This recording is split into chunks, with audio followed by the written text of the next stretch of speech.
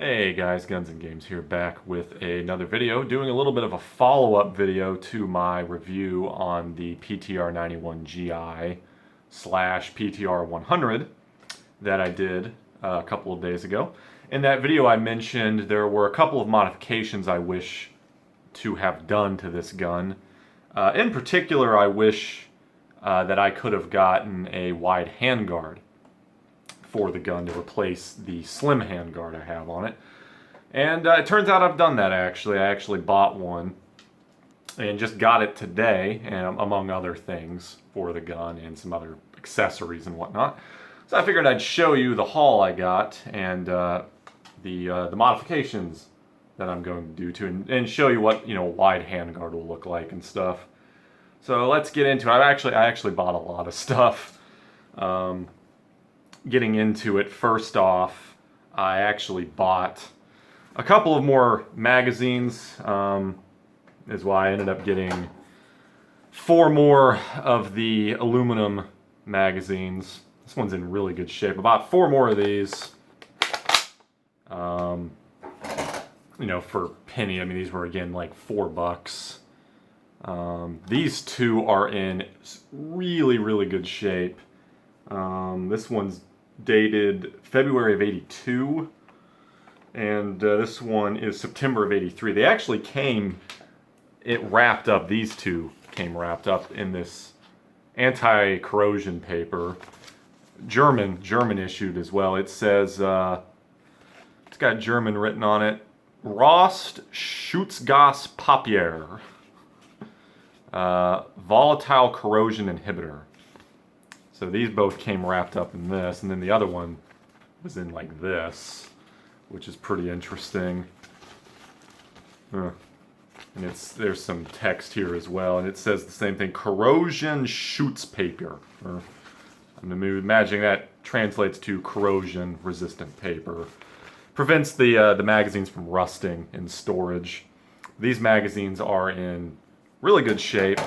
The other 2 aluminum ones I got are not quite as nice. They're still pretty good though, but these are a lot older. April of '63 and July of '72. Not in quite as good shape, but they're still pretty good. And then I also got 2 more steel magazines for like $7 each. These are not in very good shape. They're not terrible. The followers and everything and the springs are in good shape, but the exteriors are, there's a little bit of corrosion, as you can see. Not great. Not great, but they seem to be in structurally good shape. Just the exterior shells have worn a little bit. Among other things, I also bought a surplus cleaning kit. It comes in a little box like this. There's some tape and whatnot on it, but opening it up, there you go. Interesting. You've got a some cloth snakes that you pull through, your chain pull through. I got a little. Let's see if I can get it out. It's kind of stuck in there. A little oil vial. A couple brushes that you put on the. You basically just attach these to the chain here, and then you pull the chain through the gun, basically. So there's the other brush. Pretty interesting. And then I got this as well, an actual brush, like an actual painting brush, an actual brush. Very interesting. And this was like $2. It was like $2. So I was like, why not? It is cracked though, as you can see, cracked, but cool. Cool. And then I got a bunch of magazine pouches for the gun. I bought 4 of these. These were like, again, $2. Now, actually, let me look at the bill of sale here. The magazine pouches were $2 each. The cleaning kit was $4. So I got 4 of these magazine pouches. 2 of them are this sort of hard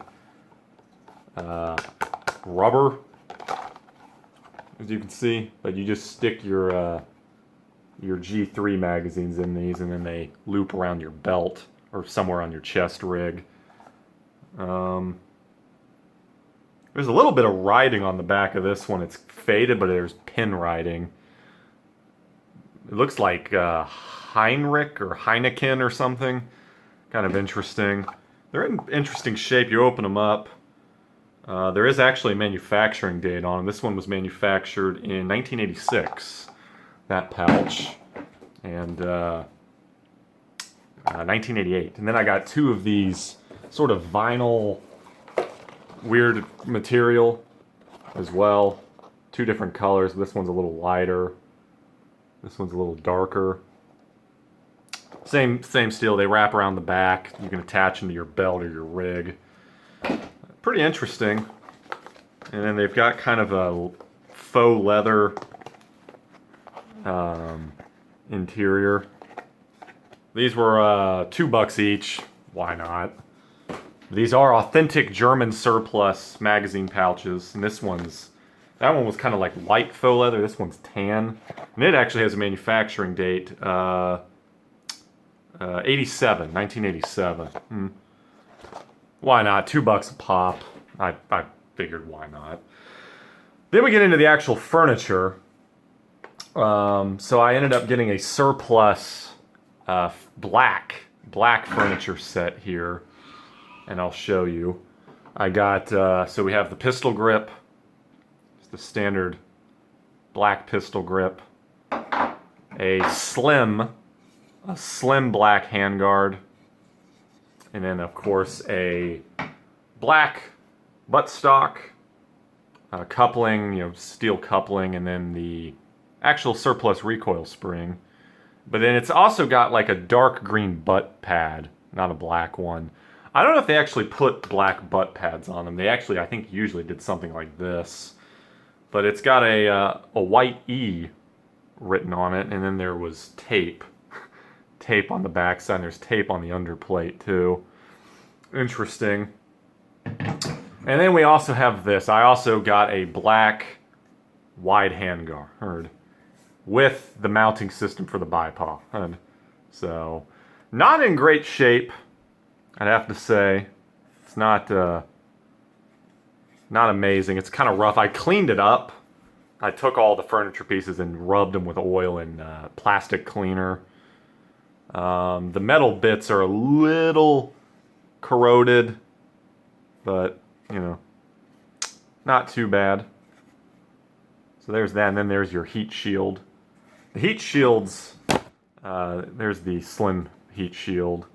It's a lot beefier. The wide handguard just has a lot longer. The heat shield's a lot longer. It just seems like it's a lot wider because it is wider. It's a wider handguard. It seems so much beefier, and looks like it would just be a lot more effective. So my instinct was correct in the video. So I'm gonna swap these parts here, and let's see what they look like. So I will first, to get the pistol grip off, you just unscrew this flathead screw on the pistol grip. I'll do that now here on camera. Pretty simple. Just get your flathead.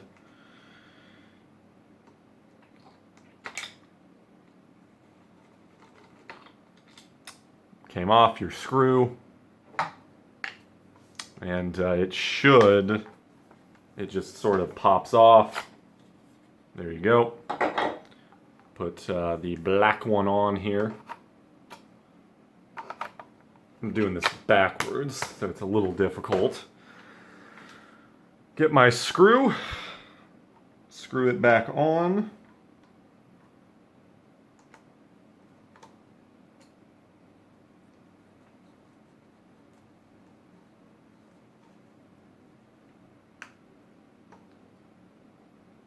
And there we go.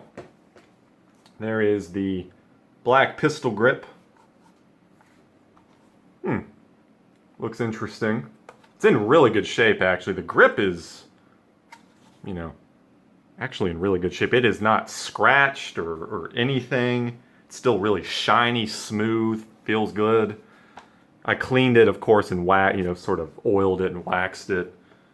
And I did that with all 4 of the pieces, but that looks pretty nice. I'll take the slim handguard off now. Again, you just pop the pin out. Pretty simple. You don't even have to pin drive it. It just literally pops out with your fingers. Very easy. And then you should just be able to shimmy it off. There you go.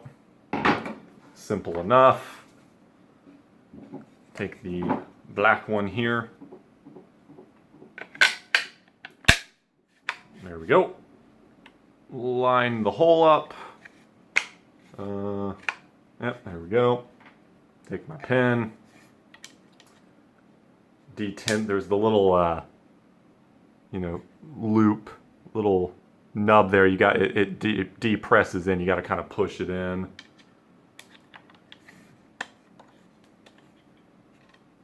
And it's gonna fight me a little bit. Got my mallet. There we go. So there is the black slim handguard with the black pistol grip.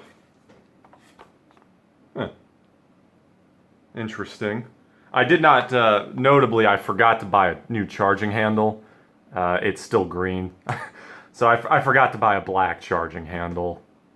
And I would have liked to have probably bought a one of the extended ones that the HK-21 or 11 used. But I forgot. So I will probably get one of those eventually too. But so that's that. We're going to take the buttstock off now. And again, just the 2 pins there. You just punch those pins out. These might just pop out. Yeah, I don't think I even have to really hammer them out. Yeah, I didn't even have to punch them out with a hammer or anything. And then your buttstock should just pop out, and the lower receiver dropped right on my crotch. That was pleasant.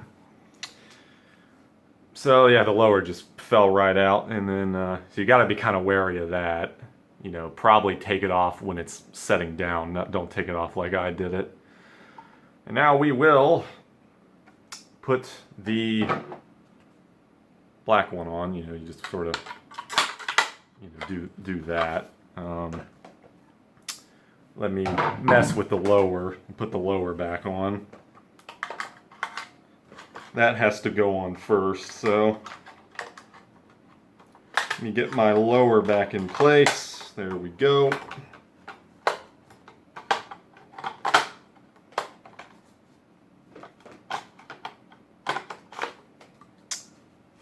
And there we are.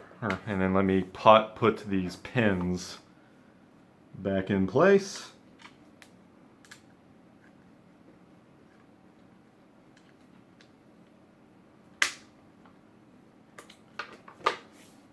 You got to really make sure it's all lined up. But there we go. There's one.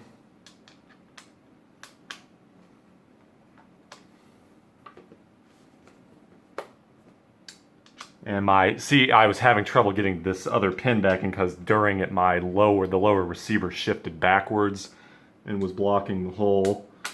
So got to be wary of that. It'll like to shift when you're putting it back together. So there we go. There's the buttstock back on, or the black buttstock on now. And there we go. It's all blacked out now. Pretty cool. It's a little rougher, Atlantic put these together using really nice surplus furniture sets. This one's not quite as nice. The buttstock in particular, the foreend's actually in great shape and the pistol grip's in great shape, but this buttstock is definitely seen some stuff, and as you can see, the steel coupling is pretty faded. Its finish is really worn finish there. Pretty cool. I will now put the wide handguard on now. And, it's That pin looks like it's stuck in there, so I'm gonna have to drive it out. Screwdriver, hammer. Pretty easy.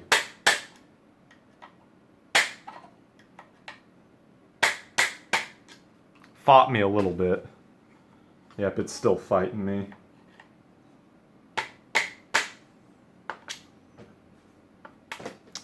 Oh yeah, this handguard seems like it's a tight fit. The pin is out now and it will not come off. Yeah, so I'm gonna have to drive it off. I'm just going to take the screwdriver and dig it in there and then just mallet the hammer down on it. That should pop it off.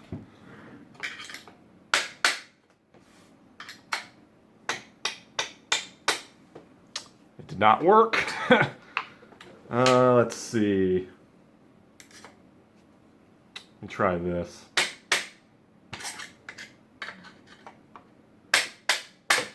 There we go, that did the trick. There we go, came off. Really tight fit, apparently.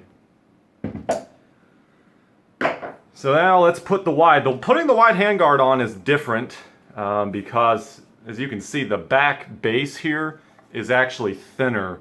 So you can't just slide it on like that. So you got to kind of, there's a bit of a technique, and it just sort of slides over then. And you shimmy it on there. Line up the hole. That looks pretty good. Popped right in. It's on tight. There we go. There it is with the wide handguard.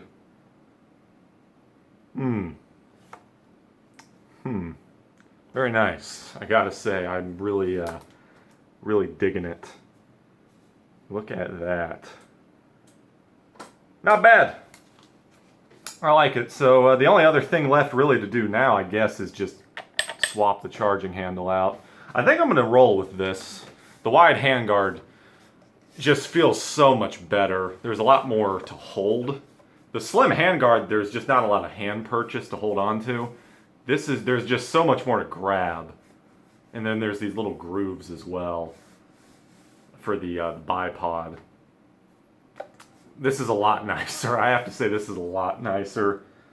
Yeah. This handguard's not in great shape. I mean, it is worn. I mean, there's a lot of scuffing all over it. This is a well-worn wide handguard. But just a drastic difference in the sort of ergonomics of holding it. This is so much, it feels so much better.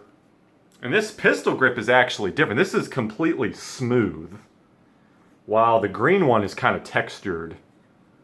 It's actually textured a little bit, so it feels different. And the stock is actually smooth as well, while this green one, again, is also textured. There's texturing on it. This is just butter smooth. So it's actually interesting. Now, the handguard is textured, though, which is weird. And it's actually not quite the same color. These are both really dark, shiny black. This is like lighter matte black. So they don't quite match up. And then it's got like a grayish green butt pad on it. And the butt pad color actually almost matches the handguard color. So kind of weird, you know. Doesn't quite match, but I dig it. This was the only, this is basically the only wide handguard I could find, and it was, you know, I wanted to get a green one, but I couldn't find any green wide handguards anywhere. If I could, I would have got one of those instead. So I was like, oh, a black wide handguard. I'll buy it. So then I'm gonna have to buy, you know, a matching black furniture set. And the furniture set was a package, and it came with the slim handguard. So I was like, might as well get the slim handguard too. The more the merrier, you know, the more options. The more configurations I have, the merrier. You know, whatever look I'm feeling I want it to have at the time. But this is good. I'm going to probably roll with this all black set. It's kind of battle worn and looks really cool. But man, this wide handguard just makes a world of difference. I'm not going back to the slim handguard. I can tell you that. Just feels nice. So that's going to about do it. This was all pretty expensive. The wide handguard was $60. I found him for $60 in surplus good condition. The stock pistol grip and slim handguard were, I think, like $45. So overall, kind of expensive. I mean, that was $105 there, and then, you know, I ended up spending like $140 plus shipping. So it was like 150 something bucks for all of this. I also bought some AK mags and stuff. I bought another 40 round AK magazine for my RPK. So, but that's going to about do it. So I'll end the video with an HK slap.